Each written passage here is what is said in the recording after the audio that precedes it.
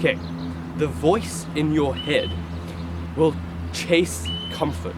It wants to do what is easiest now so that your body doesn't feel pain or doesn't feel discomfort.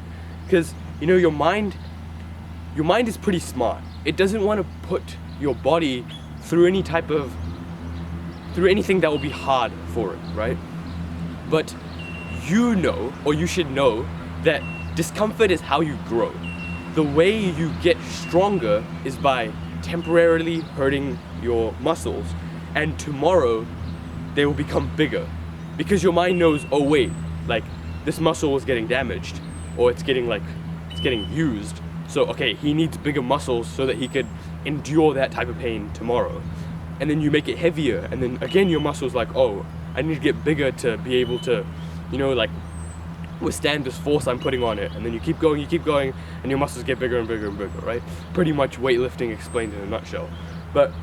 And it's the same with anything else, right? It's like when you're trying to become productive, when you're trying to do deep work, let's say, your mind is not going to want to sit down for an hour and do difficult mind-wrenching work because it knows it's going to be hard. It knows that sitting down and working completely focused and to your maximum cognitive ability is going to be difficult for your mind, right? It's going to it's not easy. It's more comfortable to sit down and mindlessly scroll through TikTok, right? And your mind knows this. Your mind knows that it is more comfortable to be doing this than it is to be doing this. It knows this, but what your mind doesn't know is that saving you pain now is going to inflict you pain on the future. So your mind will chase comfort now, but what your mind doesn't know is that pain, that comfort that it's having now is going to result in pain in the future. So what you have to do is you have to go to this like guy in your head, this voice in your head, and you need to slap it in the face. Tell it to shut up, and you got to do the work even when you don't feel like it. Because this is how you're going to grow. Your mind is constantly going to tell you to stick to the comfort, stick to the easy things. But those things are not going to help you improve. If it was easy to improve, everyone would be improved. Everyone would be good. If it was easy to become a millionaire, everyone would become a millionaire. If everyone had six-pack abs, it wouldn't be valuable, right? If everyone had it, it wouldn't be valuable. And the reason it's valuable is because it's difficult to get and not many people get it. So that's why you have to work towards it. A lot of people in self-improvement look for this one thing that's gonna change it all for them. The one thing that's gonna, make you your first million, or the one thing that you're doing that's not getting you six-pack abs, or, the one thing keeping your biceps small, or whatever the hell it is.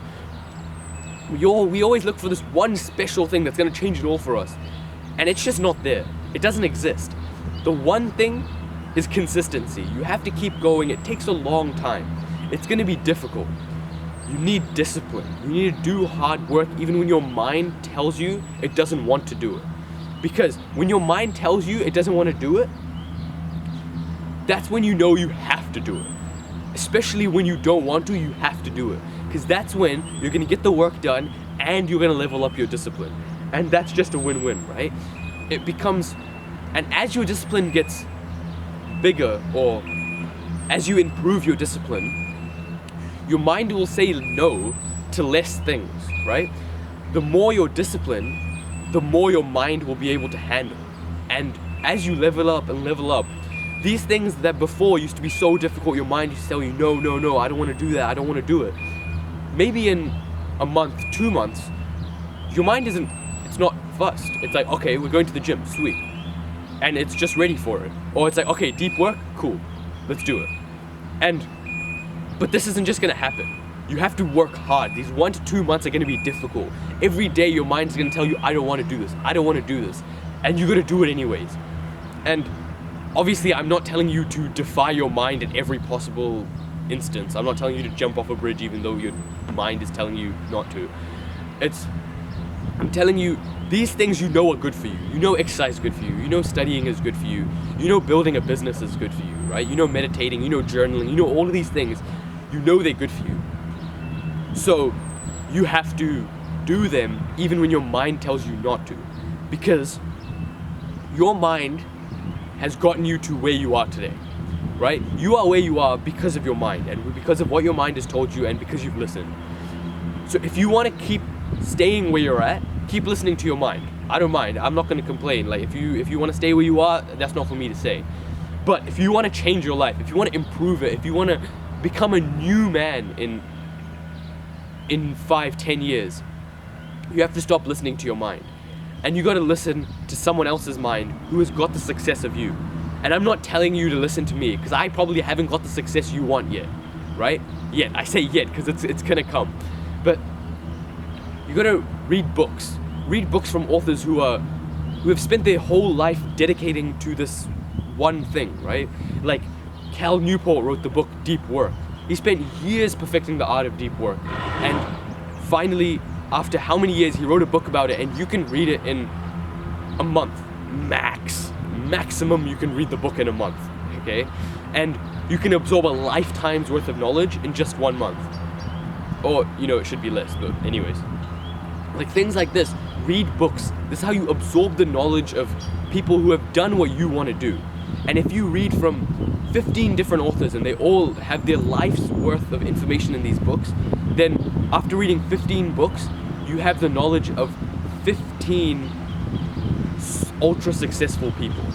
And that is really, like, just think about that. You have the knowledge of 15 successful people their entire lifetime. You have that information.